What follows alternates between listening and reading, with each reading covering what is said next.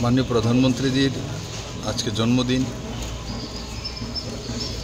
शुधु আমরা भारतीय जनता पार्टी कार्यकर्ता हिसाबे ही सेई दिक दिए देखा उचित नय।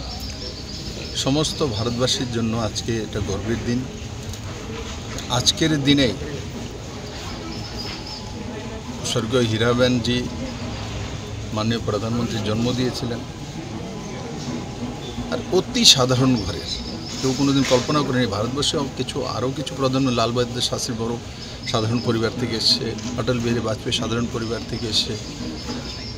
आमी कारोर संगे कारोर तुलना करी ना, किन्तु नरेंद्र भाई मोदीर मतो एमन एक कठिन जीवन थेके चा बिक्री करे ट्रेनेर मध्य तारपर देशेर प्रधानमंत्री हवा 140 कोटी भारतवासीर प्रियजन हवा। प्रधानमंत्री तो अनेके हय, प्रियजन हवा अनेक कठिन ব্যাপার। আমরা পরিবারের মধ্যে 5 জন থাকলে 5 জনকে আমরা সন্তুষ্ট করতে পারি না, আর 140 কোটি ভারতবাসীকে সাথে সঙ্গে নিয়ে কাজ করা ও 3 বারের লাগাতার প্রধানমন্ত্রী। তো তার দীর্ঘায়ু কামনা করি আমরা।